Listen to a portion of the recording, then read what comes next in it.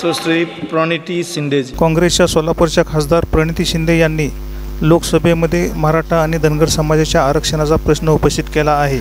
याशिवाय देशामधील धार्मिक सलोखा, आर्थिक व शेतकऱ्याच्या प्रश्नावर प्रणिती शिंदे यांनी जोरदार बॅटिंग केली।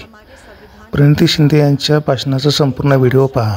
भारत की ताकत और महानता छुपी है। न कोई जात, न धर्म, न भाषा, न पहराव, सिर्फ हम भारत के लोग। इसी में ही हमारी पहचान है और इसी में हमारी गरिमा बसी हुई है। पर पिछले कुछ सालों में इस पहचान को, इसी ताकत को धर्म की राजनीति से कमज़ोर बनाया गया है। आज 2024 के बजट पर बात करने के लिए आपने मुझे मौका दिया।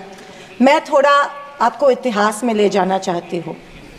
हम सब जानते हैं और पूरा विश्व ये मानता है कि कुछ शतकों पहले भारत सोने की चिड़िया थी। उस समय जीडीपी और इस प्रकार की चीज़ें नहीं थी, पर भारत इकोनॉमिकली और कल्चरली विश्व की एक महाशक्ति थी। और हम ये भी जानते हैं कि भारत में शूरवीरों की कोई कमी नहीं थी।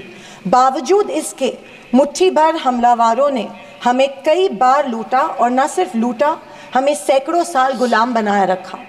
ऐसे क्यों हुआ? पहले मुगल, फिर अंग्रेज़ ने भारत पर राज किया। ये वो कर पाए क्योंकि सोना, चांदी, हीरे जवाहरात, पैसे की कोई कमी नहीं थी। लेकिन कमी सिर्फ एक बात की थी, और वो थी सामाजिक एकता की।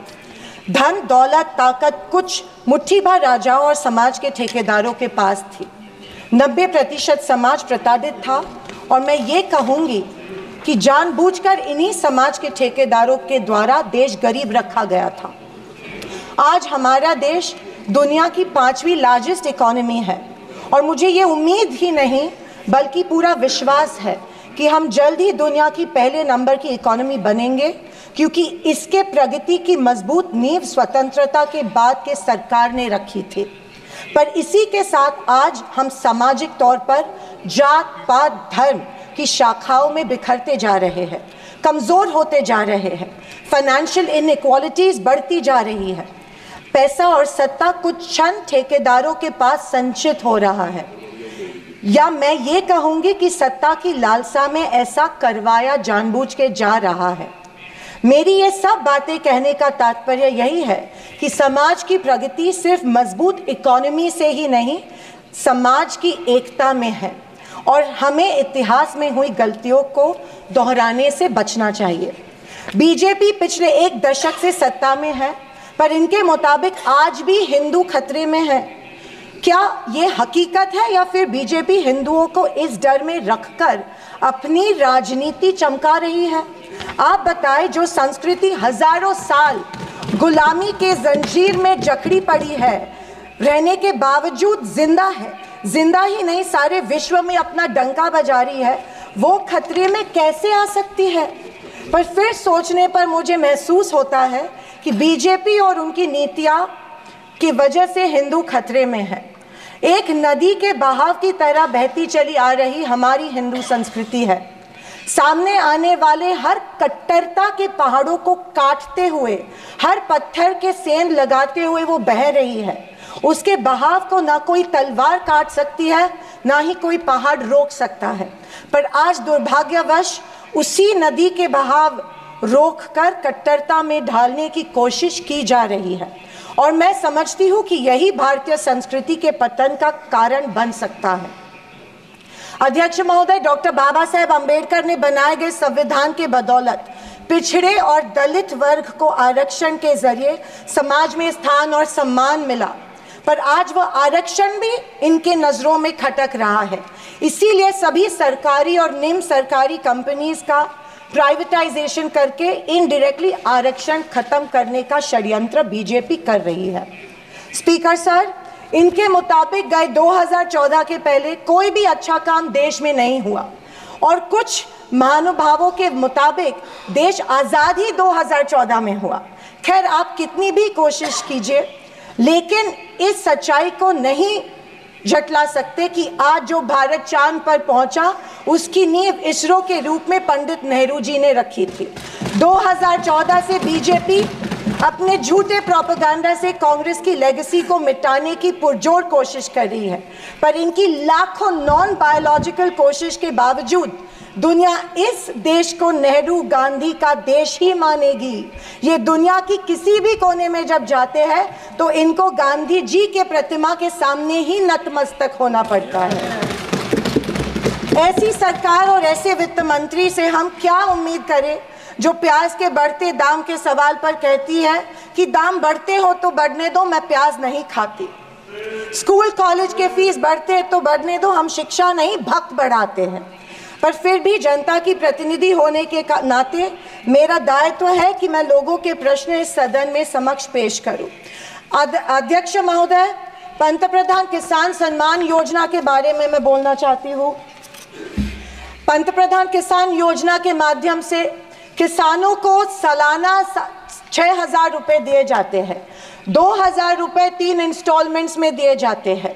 2,000 रुपये दिए जाते हैं, लेकिन 18% फर्टिलाइजर्स के सैक पे उनको जीएसटी के माध्यम से देना पड़ता है।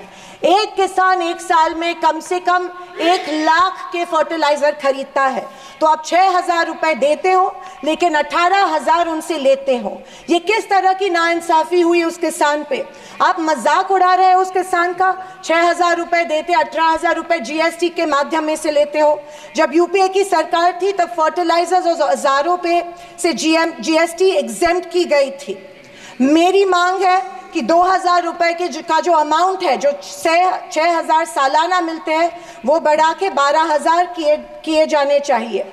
अध्यक्ष महोदय, किसान सम्मान योजना, मेरे कॉन्स्टिट्यूएंसी में करीबन 50,000 लोग इस योजना से वंचित है क्योंकि इसको अप्रूवल्स नहीं मिल रहे हैं। जब वो मंत्रालय में जाते हैं और पूछते हैं हमारी योजना को अप्रूवल को क्या हुआ, वो कहते हैं कि दिल्ली जाके पूछो, हमें नहीं पता है। तो किसान सम्मान योजना का इंटेंशन क्या है? या तो किसानों को फंसाया जा रहा है किसान योजना के माध्यम में से। अध्यक्ष महोदय, फसल बीमा योजना, महाराष्ट्र में, पश्चिम महाराष्ट्र में शोलापुर, सांगली, सातारा, कोल्हापुर में उड़द दाल और अरहर की दाल यहाँ पे उगाई जाती है, लेकिन फसल बीमा योजना मिलती है सिर्फ बाजरा, मक्का और सोयाबीन के लिए। आपके माध्यम में से मैं फाइनेंस मिनिस्टर से गुजारिश करती हूँ कि अरहर और उड़द के लिए भी फसल बीमा योजना के फॉर्म एक्सेप्ट किए चुके हैं, भर दिए हैं, लेकिन फसल बीमा योजना मिल नहीं रही है।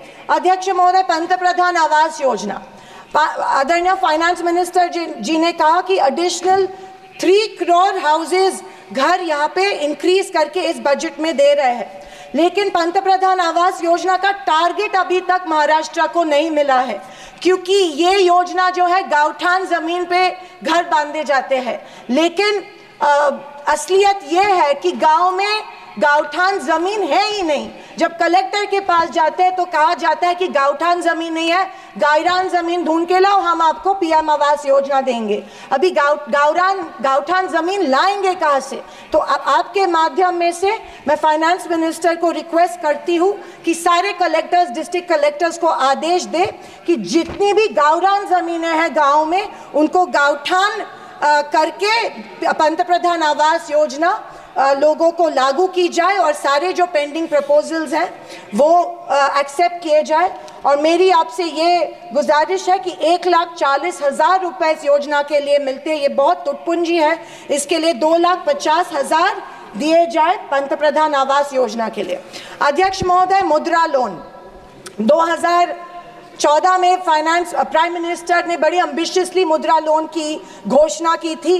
कल फाइनेंस मिनिस्टर ने इसकी जो राशि है 10 लाख से लेके 20 लाख की, लेकिन मुद्रा लोन उस पीरियड में उन्हीं लोगों को मिले जिनकी सिफारिशें बीजेपी के कार्यकर्ताओं ने की थी, जबकि सामान्य आदमी जो है, आम आदमी जो है, उसको ये लोन नहीं मिला था। सिर्फ कुछ चंद लोगों को ये लोन दिया गया था। मेरी ये मांग है कि कोरोना के टाइम पे जो लाभार्थी मुद्रा लोन का कर्ज फेड नहीं पाए, उनके लिए जैसे अपने अदानी अंबानी के लिए कर्जा माफ किया है, वैसे इन लाभार्थियों के लिए भी कर्जा माफ किया जाए, तुरंत माफ किया जाए मुद्रा लोन का जो परत फेड करने का कर्जा है। आदरणीय अध्यक्ष महोदय, माइक्रो फाइनेंस और चिट फंड्स जो दिए जाते हैं हमारे सेल्फ हेल्प ग्रुप्स को, बीड़ी कामगारों को, पावर लूम वर्कर्स को दिए जाते हैं, हमारी काफ़ी सारी महिलाओं को दिए जाते हैं, लेकिन ये माइक्रो फाइनेंस और चिट फंड्स पे के ऊपर रेगुलेटरी अथॉरिटी नहीं होती है, इसीलिए ये बेहिसाब इंटरेस्ट इन लोगों से, गरीब लोगों से लेते हैं। अध्यक्ष महोदय, मुझे इस बात का दुख हो रहा है कि कल के बजट के स्पीच में हमारी अन्न धान्य सुरक्षा योजना जो है, अन्न सुरक्षा योजना जो यूपीए सरकार ने लाई थी, उसके बारे में फाइनेंस मिनिस्टर ने कोई जिक्र नहीं किया। पिछले 10 साल से हमारे देश का जो गरीब है उसको एपीएल कार्ड धारक को अन्न धान्य योजना का लाभ नहीं मिल रहा है। 10 साल से करोड़ों लोग इस योजना से वंचित रह रहे हैं, भूखे मर रहे हैं, और जैसे शैलजा जी ने कहा था, कुपोषण का प्रमाण जो है हमारी देश में बढ़ रहा है। गरीब लोगों से जानबूझ के एक form, give up subsidy form जानबूझ के भरा जा रहा है, उनको बिना बताए कि अगर ये फॉर्म आप भरेंगे तो आपकी फूड सब्सिडी कट हो जाएंगी। ये ज़बरदस्ती उनसे ये फॉर्म भरवा रहे हैं ताकि उनको इस योजना, जो कि कांग्रेस की योजना थी, उसका लाभ न मिले, और इसके वजह से ढेर सारे लोग भूखे हमारे देश में मर रहे हैं। मैं फाइनेंस मिनिस्टर से ये गुजारिश करती हूँ कि एपीएल कार्ड धारक को तुरंत इस योजना का लाभ मिला जाए और सारे के सारे जितने भी लोग हैं उनको धान मिला जाए।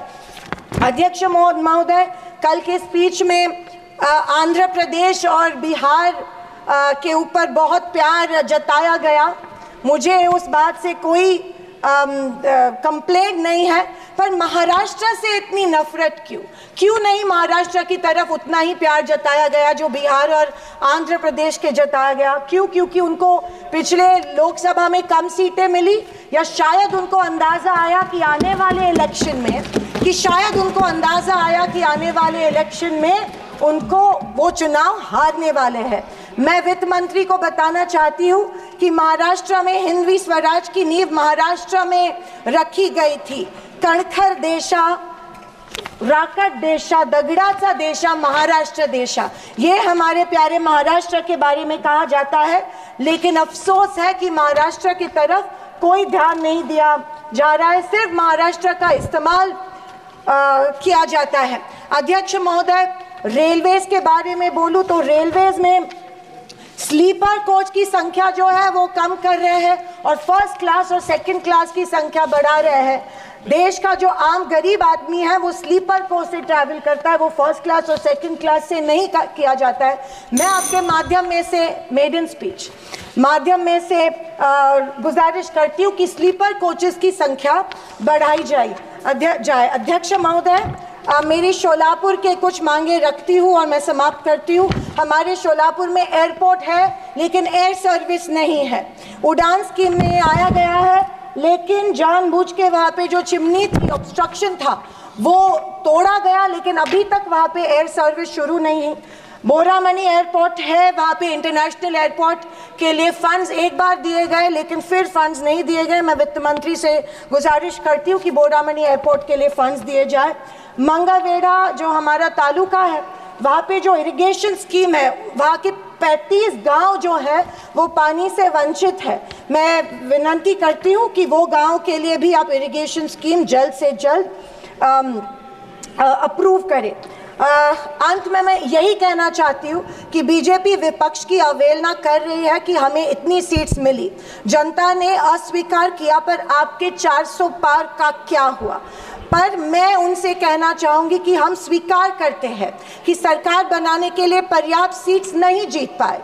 हाँ, हम हमारी बातें जनता को बेहतर तरीके से शायद नहीं समझा पाए, लेकिन ये भी कहना चाहूँगी कि हार गए तो क्या हुआ, झोला उठा के चल नहीं देंगे, यही डटे रहेंगे। एक मजबूत विपक्ष के रूप में भारत की जनता की आवाज़ बुलंद करते रहेंगे, सिर्फ और सिर्फ इस देश के लिए और इस देश के जनता के लिए। और आखिरी कुछ शब्द कह के मैं समाप्त करना चाहूँगी कि सत्ता की लालच में न फैलाओ समाज में ध्रुवीकरण का रोग। सत्ता की लालच में ना फैलाओ समाज में ध्रुवीकरण का रोग, आपकी हस्ती मिटा देंगे हम भारत के लोग। जय हिंद, धन्यवाद, जय महाराष्ट्र।